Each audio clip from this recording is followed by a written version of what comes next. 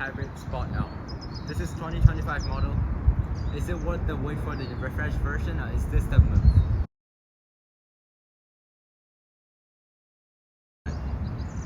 Alright, let's get started. First of all, Honda CR-V. Honda CR-V is the car that's introduced in 1995 for the first generation. And it have been 6 generations since then. This is the 6th generation, refreshed in 2023, redesigned in 2023, and going to have a mid-cycle refresh in 2026. It's a 2025 model, and it is a hybrid, front-wheel drive. This has a 2.0-liter inline-4 engine acting as a generator, refueling the motors, and it have 2 front motor on each side. The gearbox is eCVT, and it's not the traditional CVT, so it's more responsive than traditional CVT without having the actual gear. So it makes total combined of 204 horsepower. The engine alone makes this much, and the motor only makes this much. Right, let's talk about the exterior. It have a daytime running lights. Oh, by the way, I have one issue with this car. It's because it have reflector LED headlights for 2025. Think about it. Volkswagen's doing the adaptive headlights for Taos in 2025, and this is a reflector LED headlights. It's not even a projector. And these two are the low beams, and the middle one is the high beam. This one's a daytime running light, and it looks very sick. Look at that. And down here, it have a braking sensors, and it have that fake exhaust that motor mount call it, and then a sonar for radars, cruise control, number plate, and then the active grille shutters. Let's talk about the side profile. You have 18-inch wheels with Hankook tires, side mirrors with the turn signal indicators, and a blind spot monitor. You have chrome wrap all around here. You have keyless entry doors. And another thing I don't like is, why are these not colored? They're just like a black thing.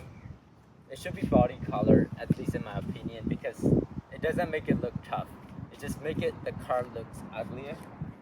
And you also have an easy fill fuel cap here, which means you can just press it like this and it's gonna open. It's not going to open right now because I locked the car. You have LED tail lights, but the turn signals are not LED, and the reverse light is not LED. And then another thing I don't like is the wiper is not hidden like Hyundai's. Other than that, it's cool. You have chrome badge, and then the chrome badge saying CR-V hybrid, and sport with the black trim.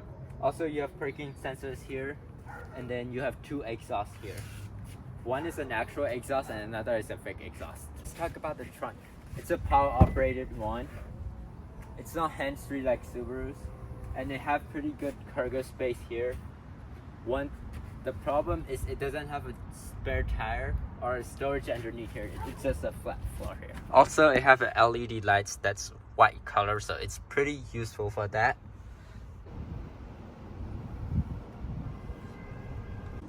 Let's talk about getting in the CR-V. First of all, you don't need a key on your hands because you have a keyless entry here. This is a Sport L trim, so you have it in the front doors and you don't have it in the back doors. And first you're gonna notice is it have leather seats and memory seating on the front door. Let's start the car.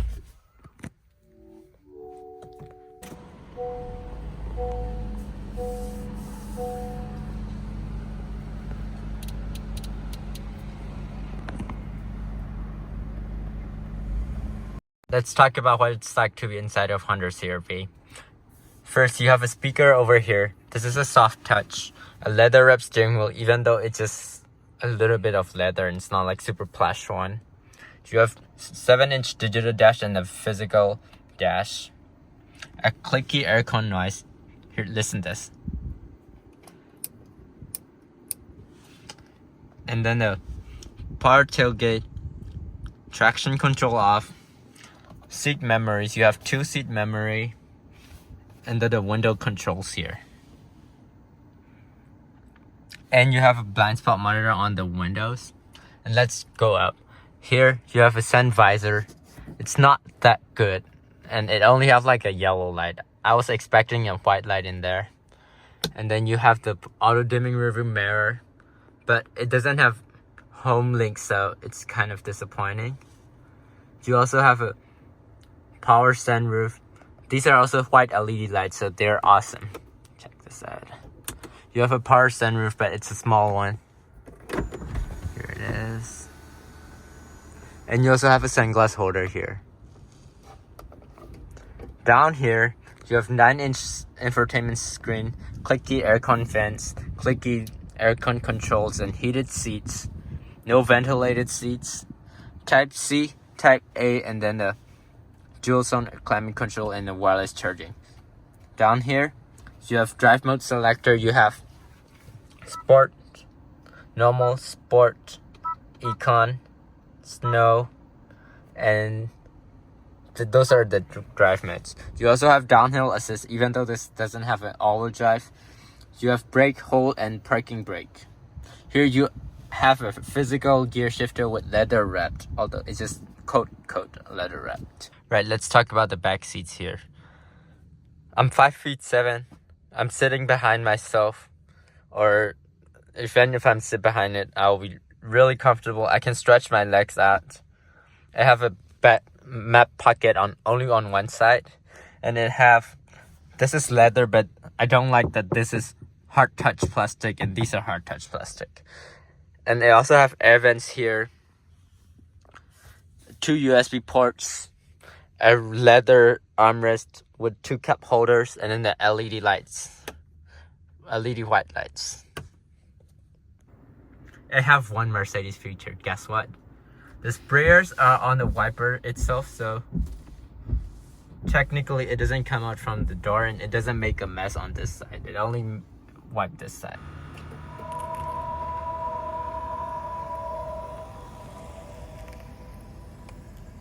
Right, let's talk about driving the 25 CR-V hybrid.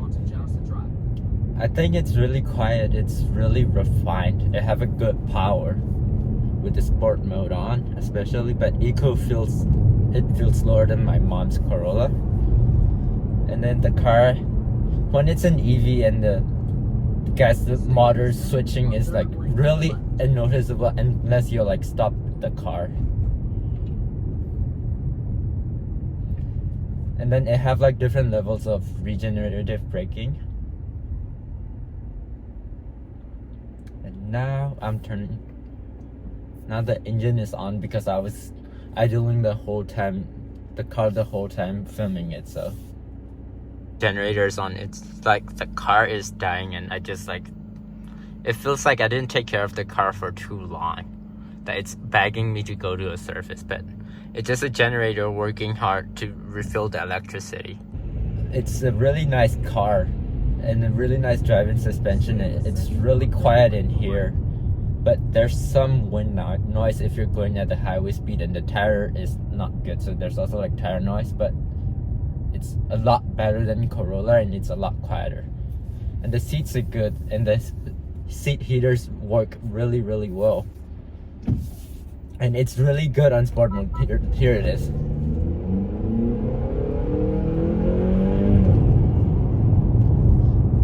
And it have like really get and go type of thing and really good power.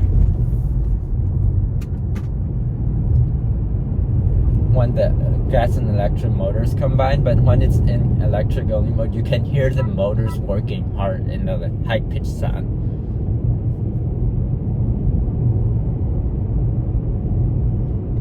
And the regenerative braking is really grabby. Sometimes you can almost drive like a fully one pedal driving unless it comes to a stop and you have to press the stop by yourself.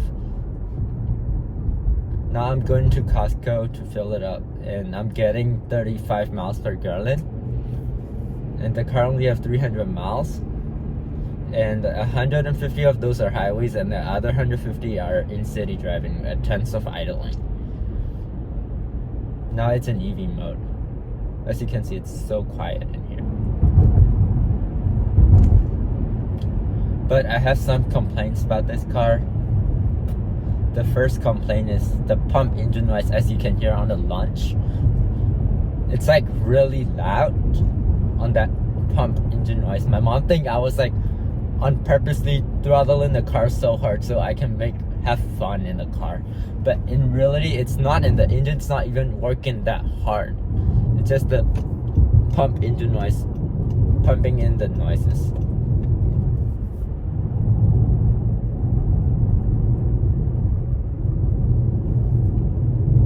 Now this is like a really rough pavement right now.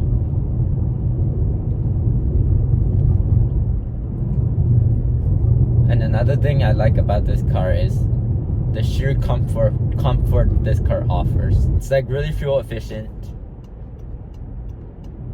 At the light, and then it's half the middle of the pack of power range. And I think the only car that I would get over this car is Subaru Outback Turbo purely for driving, having fun when driving, because the hybrid powertrain makes me feel disconnected from the car.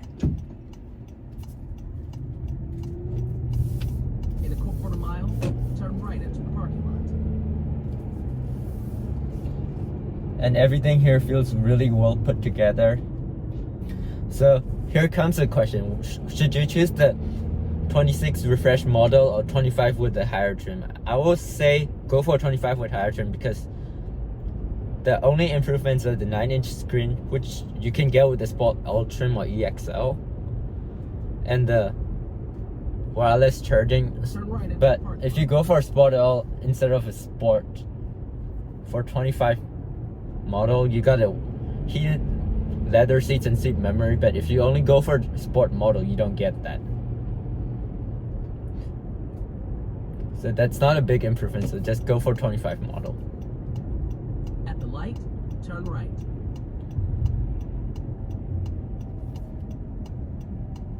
And it makes that really weird hybrid car noise. Oh, nice.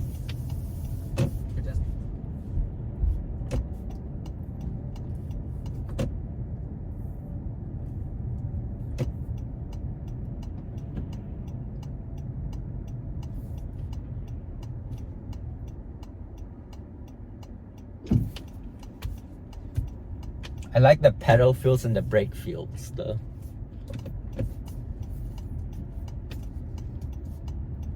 Alright, I'm going to show this.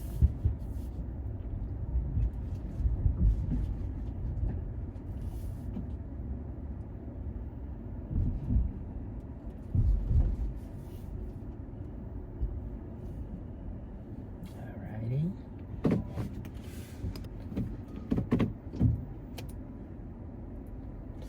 That was 3.419 gallons for 283 miles. So proceed to the route, then turn left onto Johnson Drive. I'm gonna show you the calculations on here. Alright, let's go for a drive. Now it's in full EV and you can see the humming. At the next light, turn left. Oh, I also like the sound system in this car. And I also like the back seats comfort. If you ask me, would I rather drive this car or would I rather be a backseat passenger in this car? I'll say I'll be a backseat passenger, because the backseat comfort is unmatched. It's even better than the front seats.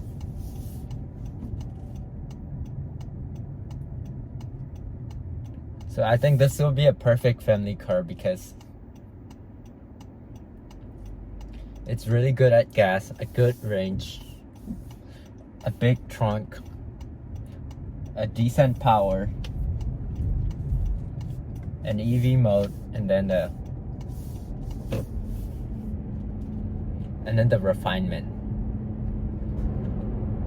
Another quirks about this car is it have lane centering even if you're not in adaptive cruise control, which could be a hit or a miss, because I was used to Toyota's lane centering, which only works with adaptive cruise control. So every time I press the brake, the lane centering also disappeared. And I wanted that to be a case in here, but it didn't happen. And I was surprised because from my memory is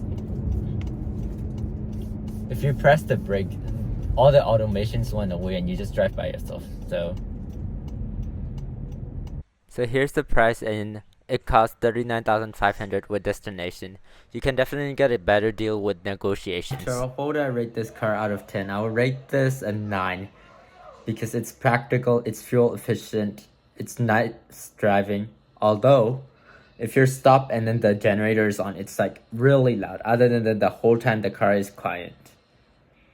The problem with generator is that it sounds like it have two engines. One that's like nice sounding and another one that's like a generator that's dying.